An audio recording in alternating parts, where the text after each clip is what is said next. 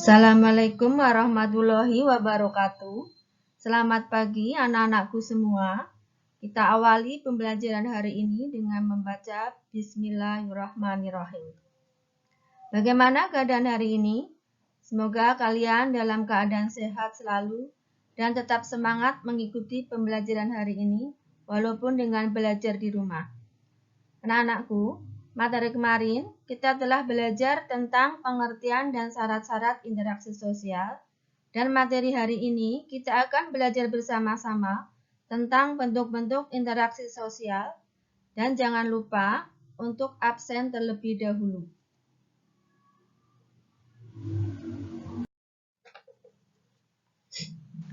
Nah, anakku, setelah kalian belajar materi bentuk-bentuk interaksi sosial, kalian diharapkan yang pertama, siswa dapat mengidentifikasi bentuk-bentuk interaksi sosial asosiatif.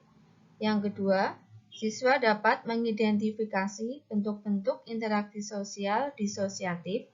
Yang ketiga, siswa dapat menunjukkan contoh bentuk-bentuk interaksi sosial asosiatif dan disosiatif.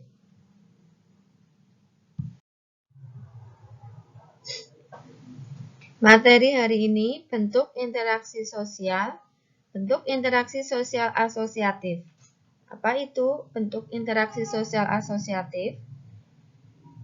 Interaksi sosial asosiatif di sini terjadi apabila seseorang atau sekelompok orang melakukan interaksi sosial yang mengarah kepada kesatuan pandangan atau persatuan. Bentuk interaksi sosial asosiatif itu ada 3. Yang pertama adalah kerjasama, kedua akomodasi, 3 asimilasi.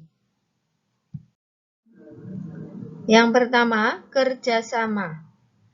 Kerjasama di sini dimaksudkan sebagai suatu usaha bersama antara orang perorangan atau kelompok manusia untuk mencapai satu atau beberapa tujuan bersama.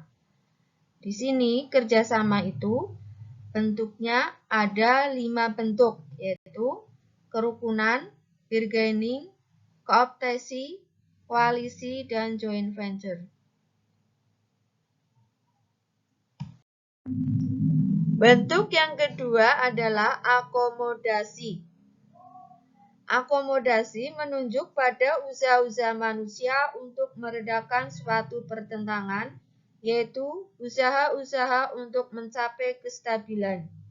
Akomodasi merupakan suatu cara untuk menyelesaikan pertentangan tanpa menghancurkan pihak lawan, sehingga lawan tidak kehilangan kepribadiannya. Ada beberapa bentuk akomodasi.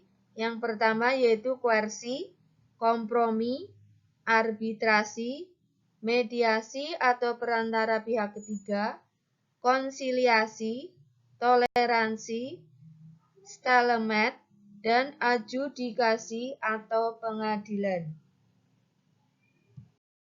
Bentuk yang ketiga, asimilasi.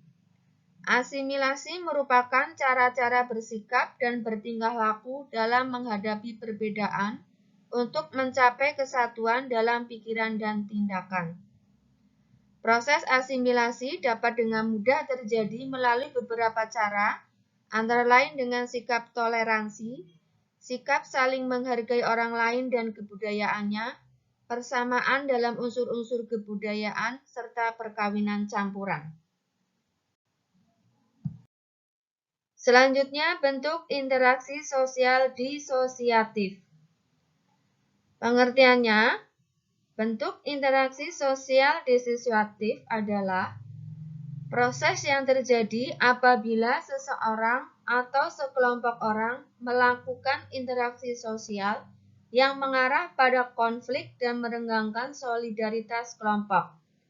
Proses ini ada 3 bentuk, yaitu kompetisi, kontravensi, dan pertentangan. Bentuk yang pertama, kompetensi atau persaingan.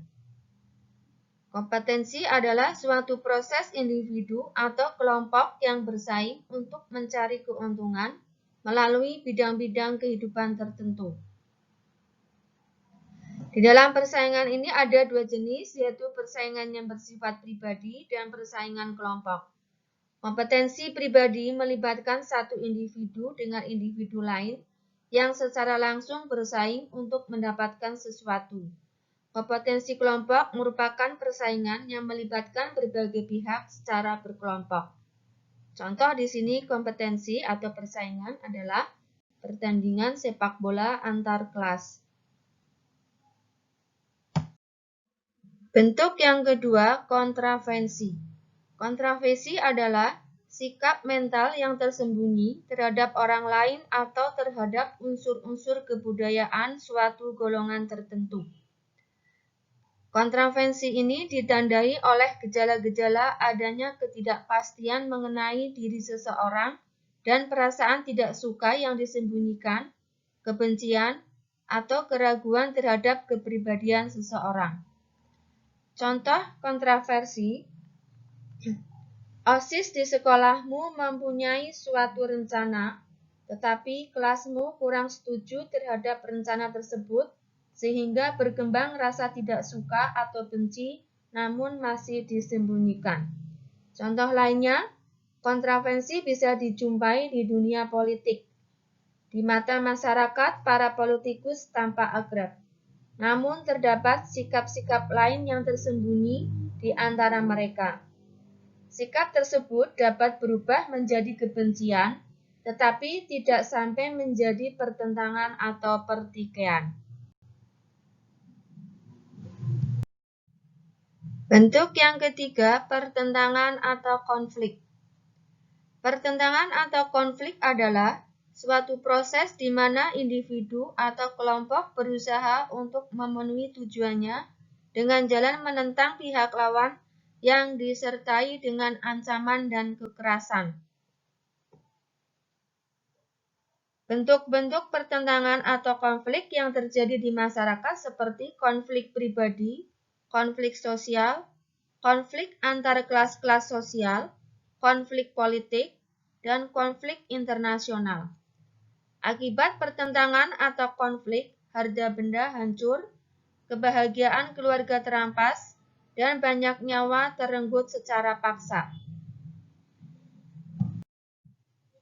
Berikutnya adalah gambar-gambar atau contoh-contoh interaksi sosial disosiatif dan asosiatif. Yang pertama adalah kerjasama. Contohnya,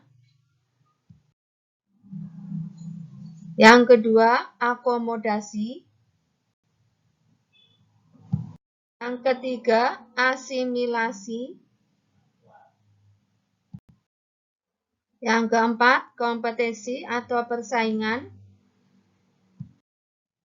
Yang kelima, kontravensi.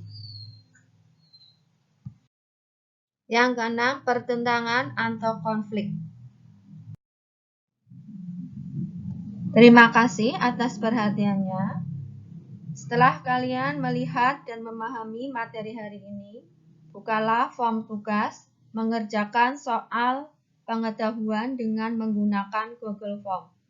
Untuk materi berikutnya, kalian pelajari atau baca tentang lembaga sosial. Kita akhiri pembelajaran hari ini dengan membaca Alhamdulillahirabbil alamin. Wassalamualaikum warahmatullahi wabarakatuh. Tetap semangat belajar. Sampai jumpa di materi berikutnya. Jangan lupa untuk bahagia.